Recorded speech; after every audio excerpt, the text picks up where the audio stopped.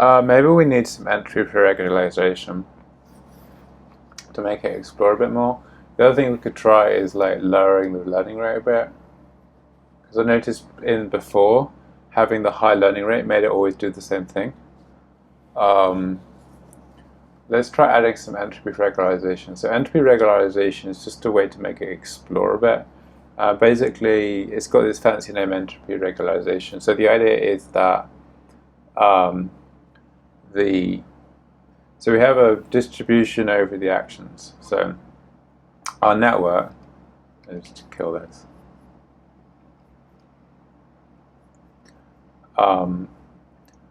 Our network is outputting a vector where the numbers in the vector represent, so we get this probability distribution from the softmax, right? Here. Right, we've got this probability distribution. So we've got like three numbers, like it could be like, let's say, 0.7, 0.2, and 0.1, right? Because it's a probability distribution, these numbers have to add up to 1. All right, and each of these numbers represents the probability of pressing that particular button. And it really is the probability because we're sampling from that using the categorical distribution. Right, now imagine that after playing for a while, the computer outputs this as the probability distribution. So basically all of the probability mass is on the third action, which is the firing. Like here, right? The third button is attack, fire. Oops. Here we've got attack, fire. After a while, the model can choose to put all of the probability mass onto that third button, which is the fire. It could do that. The idea of the entropy regularization is that we want the entropy of these numbers to be like encouraged. So we basically add a factor to the loss that encourages these numbers to not be quite so extreme, so like 0.1, 0.1, 0.8 for example. Alright, so entropy is sort of a measure of sameness and randomness. Like, so for example, the air in the room, if all of the air suddenly goes into one little area, little volume, and the rest of the room is a vacuum, the entropy of that is very low because it's not random or same, it's sort of all become in this little area. When the air is spread out throughout the whole room, which is what happens, then that's high entropy. And in this case, this is low entropy because it's not spread out. And this is higher entropy because it's become more spread out. And so we want to encourage, so entropy is just like, are these numbers like similar to each other, or are they like really like extreme and dissimilar? So we want high entropy, which means that the numbers are a little bit more similar to each other, and so there is some probability of doing things other than just clicking fire all the time. So that's what entropy regularization is. And entropy regularization is sort of just is an easy mathematical way to make these numbers more similar. And so we have a factor in our loss which makes these more similar. By the way, how do I know about the importance of entropy regularization? So there is a paper called, I don't know, let's Google Emergent Communication Negotiation, this one, right? And if we go to the openreview.net review, so I ask a bunch of questions here. Right. What things should I consider? Oh, the hyperparameter we found with the biggest impact on the final outcome was the strength of the entropy regularization, as this controls the trade-off between. So this is a reply from, well, you can't tell from here, but I mean the paper's authors are like Angelicki and Chris Cow, Angelicki, and some other people who are. Yeah, so this is saying that the entropy regularization is important. Hey, alright, so let's go through how to do entropy regularization. So first we should go over what is entropy. So I guess we can like just Google for entropy. If you Google for entropy, you come up with a whole bunch of stuff, much of which we don't want. So, alright, so we've got entropy. So entropy is a huge concept. There's like books, and really thick books written about entropy, but we only need to know some specific bits. So all of this stuff about physics and thermodynamics, which is related, we can ignore. Let's go to entropy disambiguation. So thermodynamics we don't need, but what we want is entropy information theory. Now all of these things are all sort of related to each other, but anyway, this is how to calculate entropy. So we've got a probability distribution, so we've got several, let's just draw this out, right?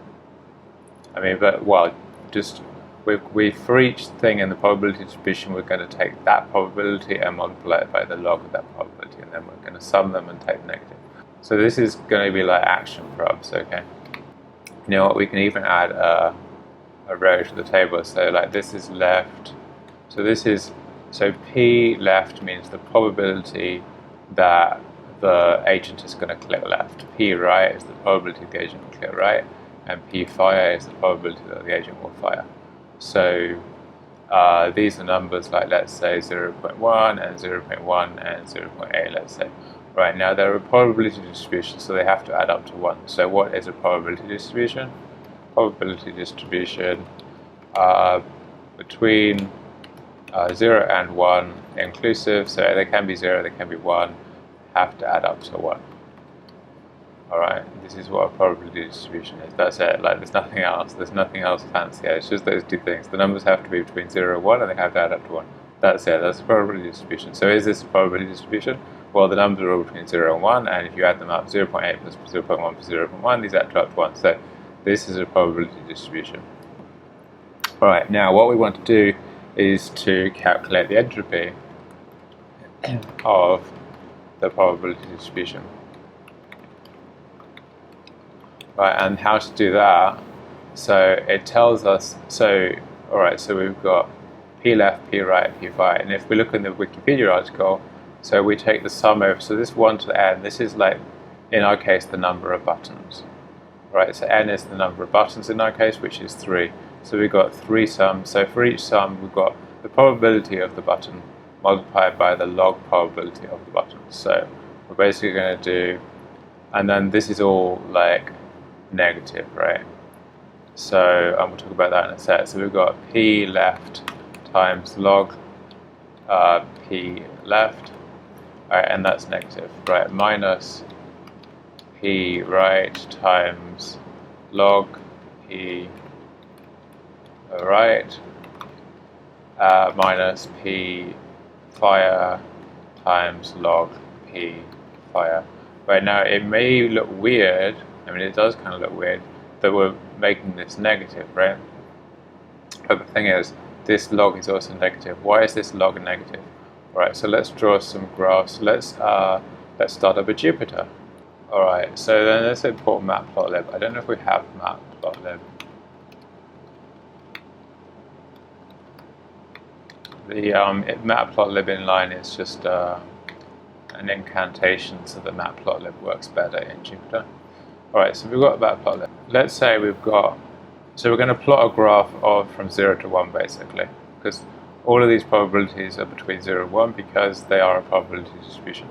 Alright, so let's say we should probably like import torch.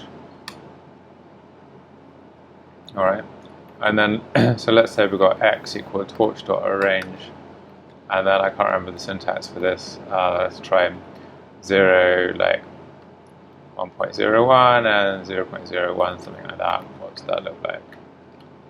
So hopefully it's numbers from 0. Yeah, that's right. Alright. And then we can do plot.plot and then x and x, and that's like that. Alright. Okay, so there's 2 parts to this term, right? We've got, well, if we look here, we've got the probability of x and the log of the probability of x. So the probability of x just looks like this. I guess we can give that a label. X. And then the x-axis is also px. And then plot.show legend. It's x label. No, it's it doesn't. What? Just legend. Alright, okay. So px along the x and px along the y. Obviously, it's a straight line. Alright, we can also plot plot x log x. How do we do that? I guess x dot log this, or is it log? It's log, right? And then this is log px. Right, now we see that log px between 0 and 1 is always negative. So log of 1 is 0, and log of 0 is minus infinity, and then it has a smoothing. And then let's plot the product. So px times log px. So x dot log times x.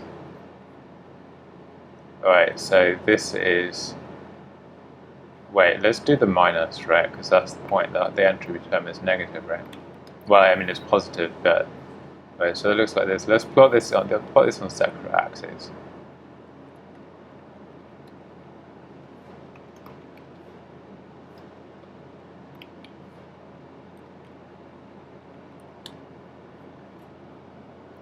Alright, so here we have, let's add an x label.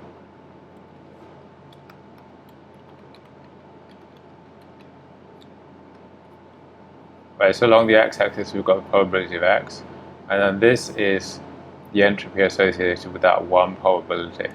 So basically when the probability of x is very low, then the entropy goes to 0. It becomes low. When the probability is very high, like 1, then the entropy also goes to 0. And when the probability is in the middle, then the entropy is maximum.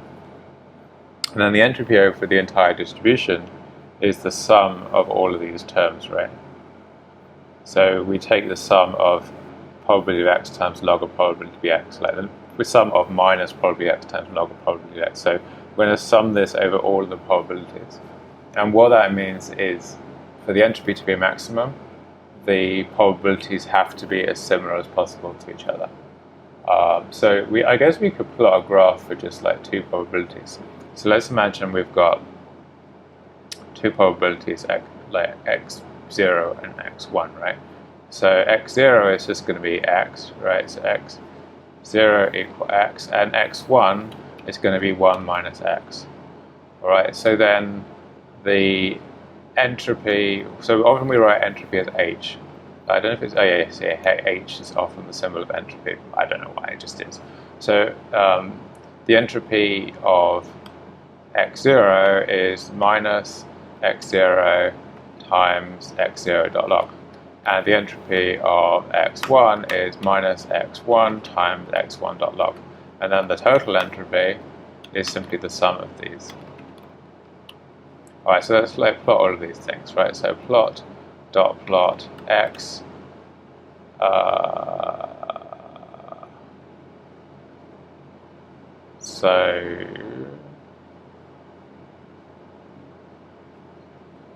so x0, h0, so this is h0, and I'm not sure if this is going to work, hopefully. And then we've got, no, that's not going to work, is it? So we bumped,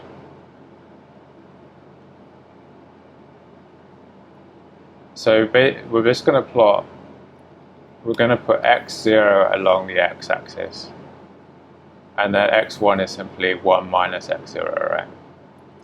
Because they have to add up to 1. So then we're going to plot the entropy of x0 with respect to x0, the entropy of x1 with respect to x0, and we're going to plot like the total entropy with respect to x0. And what is our x label? X label is probability of x0. Okay, alright, so the entropy of x1 is here, the entropy of x0 is here, and the total entropy is here. So the total entropy is maximum when, like, probability of x0 equal probability of x1 equal a half, right? And if we had 3 probabilities like this, this entropy is a maximum when they're all 0.333. I'm not quite sure how to draw that, how to do a graph of that here, because there's like three. We could do some sort of 3D plot, I guess. Maybe we should do a 3D graph. Wait, 3D graph. How would I do the 3D? Oh, like x0 and x1, right? Yeah. So we want to do a contour plot. So we can do it like that using NumPy. Wireframe and surface plot. Okay, so they all take the same data, just plotting in a slightly different way. I kind of like the surface plot. Alright, so we're going to need NumPy for this. So import NumPy as NumPy. And what else do we have to import? This.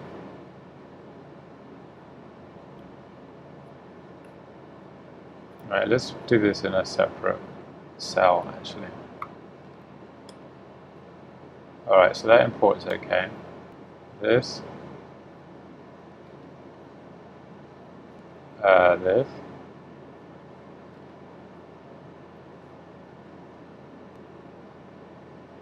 This. Right, so we can get rid of this.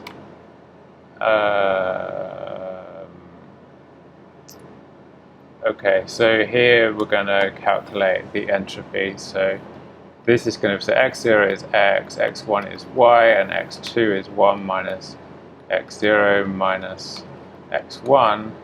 And so we're going to do x0 times, so we're going to do minus x0 times x0 dot log.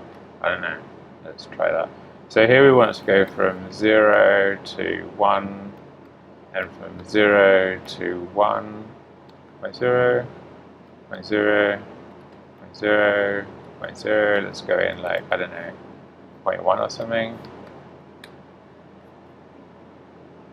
Float object cannot be interpreted as an integer in space.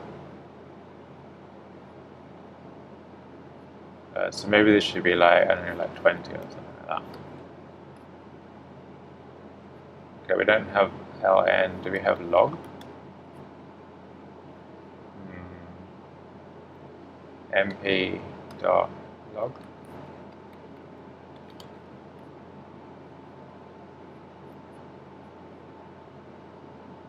Cool. Let's do the surface plot.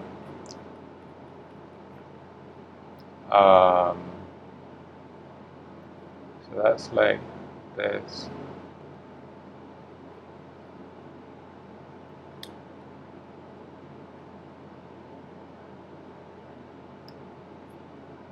Nice. Alright, and then so we got minus x1 times np.log x1 minus x2 times np.log x2.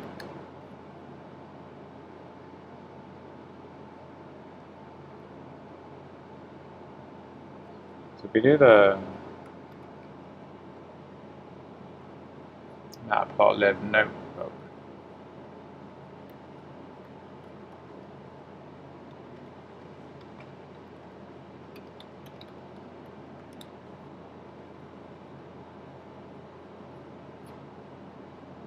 alright, so I just need a faster computer. Alright, so basically we can see there's a surface, then the entropy is a minimum when x, let's give these better labels. Alright, so we've got x0, we've got x1, and we've got x2.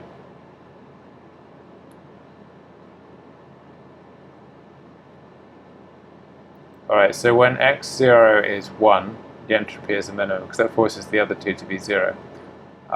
When x1 is 1, the entropy is also a minimum, because that forces the other two also to be 0. And then when x0 and x1 are both 0, that means x2 is 1, and so the entropy is also a minimum. The entropy is a maximum here where like x0 is about 0.33, and x1 is about 0.33, and x2 is about 0.33, so that when they're all the same as each other, right? So the entropy is the maximum when they're all the same, and when they become more and more different from each other, then the entropy goes down, which is what we want, because we want to make the probabilities all become a little bit similar, so that the agent tries different things, doesn't just always fire every time. Okay. Alright, so this is entropy. Well, this is entropy. I mean, I'm just going to copy and paste that. There we go. Alright. So this is like the definition of entropy for us. This is if we write it out in numbers. And then in Torch, this probability distribution is a Torch vector, right? So we've got, say, probs is like a torch.tensor, and like maybe it's like, let's say it's a dimension of 3, right? So here the entropy is minus probs times probs.log, alright? And we can try that in the Jupyter actually. If we've got, like, say, probs equal torch.tensor, and then let's say we've got like 0.1, 0.1, 0.8. Alright, and then basically the entropy would be minus probs times probs.log. We have to print that.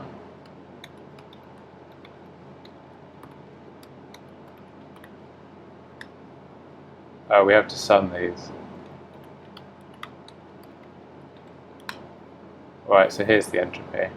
And then like we could do that for a bunch of probs actually. So we've got, let's say we've got torch.tensor like this, and so we can do a few of these.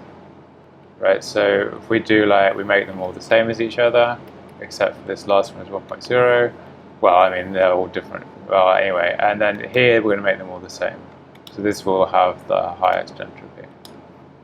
Alright, so, well, yeah, this NaN is sort of problematic. Hopefully you don't hit that in reality, because obviously that will completely, I mean, NaNs are basically poison to networks. Alright, so when we have a lot of probability mass on the third one, the entropy is 0.64, and when we make them all the same as each other, then it goes up to like 1.1. And this is the maximum, basically. Well, probably it should be like this or something. Yeah, there we go.